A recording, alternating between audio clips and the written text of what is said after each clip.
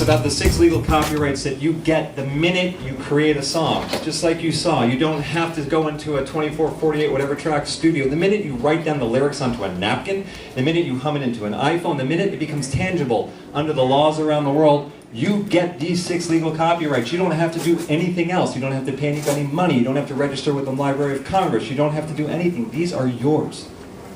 And the 2 most important ones for me in the forthcoming music industry are the first 2, reproductions and public performance. And because I've only got about 10-15 minutes left, I'm going to, this usually, by the way, is a 3.5-hour presentation. Bottom line to these 2.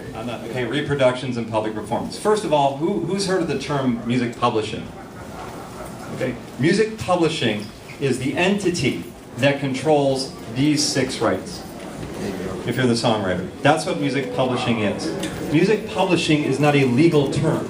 Music publishing is a made-up word, like hot dogs. You could call this hot dog dinky-doo if you want. It has no basis in law. So you get these 6 legal copyrights. You guys don't have to move to the back. You guys move to the back. Everybody move to the back. Money owed to the songwriter. Hiring them and outsourcing a job. They work for you, you don't work for them. Don't ever forget that. And it's their job in life to work for you and go out and issue these licenses and collect that money and give it back to you. Every single time your song is publicly performed, streamed on YouTube, streamed on Spotify, this gets, when I get into a little mindfuck, outside of the United States, when a song is downloaded, it also generates a public performance. Inside the United States, it doesn't. Canada, iTunes Canada, your song sells there. On top of getting paid for the recording of the song, on top of getting paid for the mechanical royalty for the reproduction, you're also going to get paid for the public performance. Right? That's money that gets paid to these PROs they collected on your behalf. How much do they collect? Anyone know the rates? Exactly. They won't tell you. There's no transparency. So the videos that we're taking here, if any of these end up online to the PROs, why won't you tell your members what you're paying them? Why won't you tell them the rates they're supposed to get? Why is there no transparency? Maybe it's because you're not giving them all their money. Maybe it's because others are getting some of it that aren't supposed to. Maybe it's because money that's uncollected goes to Warner Brothers, Universal, Sony, EMI, and others. Could that be why? Because there's got to be a fucking reason. You work for them, tell them how much they're supposed to get paid. How are these people supposed to run a business if they don't even know how much money they're supposed to make when their song is downloaded? The new music industry, the artist is the record label. It is the songwriter. They are the publishers. You get all this. You need to know how much money you make. How are you supposed to do anything and buy a piece of gear if you have no idea how much money you're supposed to make? So, as you can tell, it pisses me off.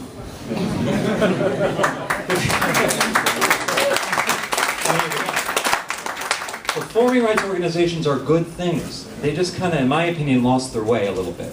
And they forget who they work for, and there needs to be transparency. Remember, every time a song is streamed, anywhere in the world, publicly performed, you're supposed to get paid. And because I'm just about out of time, I'm going to wrap this up with one example and then cap it off, okay? Let's go to this example of YouTube. Most popular site on the internet for listening to music is YouTube. Head and shoulders above everybody else. I feel bad because I just realized there's a pillar over there. Okay. Okay, Head and Shoulders, YouTube. In 2009, if I'm remembering correctly, it might have been 2010, there were over 300 billion streams of videos on YouTube that had music in them. Wow. Yeah. I think there were about 900 billion total video streams on YouTube for the year, and about 33% of them had music in them. Every single one of those streams generates public performance and reproduction. Okay, anywhere in the world. Assume for a moment somebody in Japan watches a video on YouTube. Okay, when that happens, there's a public performance royalty owed. YouTube pays that public performance royalty to now the organization you just heard, which I'll spell just so you guys can see it.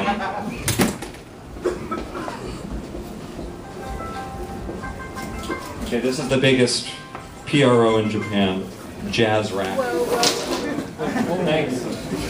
Now we're going to bring the music industry down! Thank you. The metaphor speaks for itself. Thank you. So your public performance money was just paid to Jazz Rack in Japan. Okay, Jazz Rack, because they're a company that performs a fee, takes an administrative fee for their service. Makes sense to me, they should. How much? I won't tell you. Anyway, from what I've been able to find, it's somewhere between 12.5% to 17% of the money that gets paid for that, they'll take off the top. They then sit on that money from anywhere from 3 to 6 months, could be 9 months. And through something called the Berne Convention, which is a really, now I'm getting into law, it allows them to reciprocate that money, give that money back to ASCAP. So if you're a member of ASCAP and you register with them here, and your video is streamed in Japan, Jazzrack collects that money, and through a database matching, they will then pay at some point, 6 months to a year later, your money, back to ASCAP or BMI or CSAC, who then sit on it for another 3 to 6 months, if not longer, and they're going to take another 3.5% to 4.5% of the money.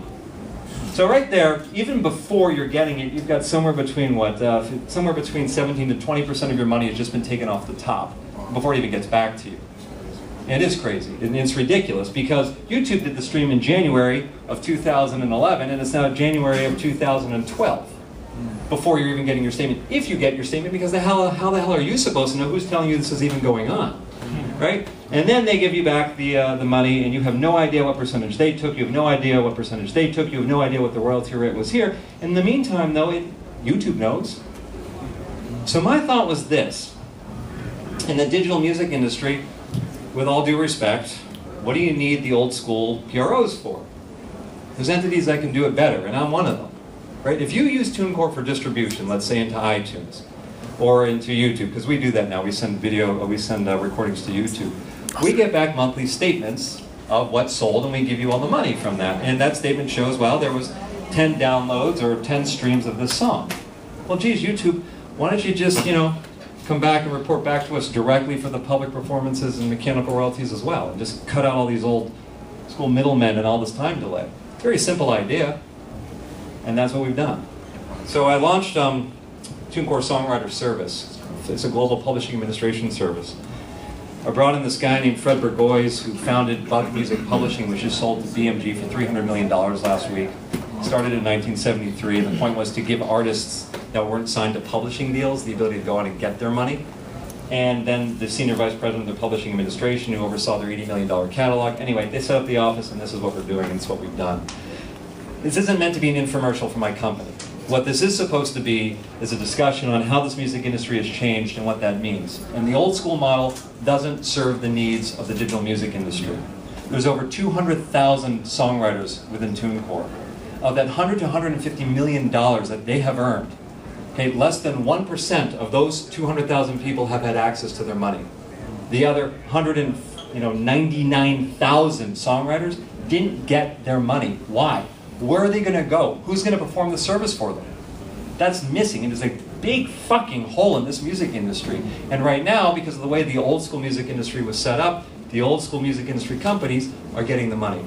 And that's got to change. So what we need to do, in my opinion, for the new music industry is provide a megaphone for all of you. Because you're bigger than all of them.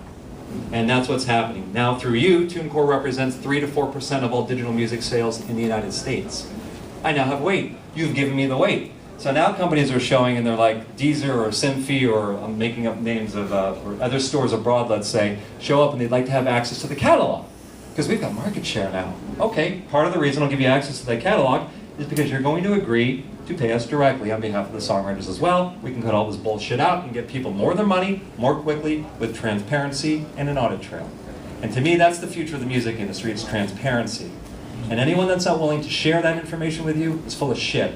Anyone that can't explain something to you in a way you can understand it is hiding something. The new music industry is transparent, it's about streaming, and you need to know about these 6 legal copyrights to understand where your money is. And I think I'm out of time.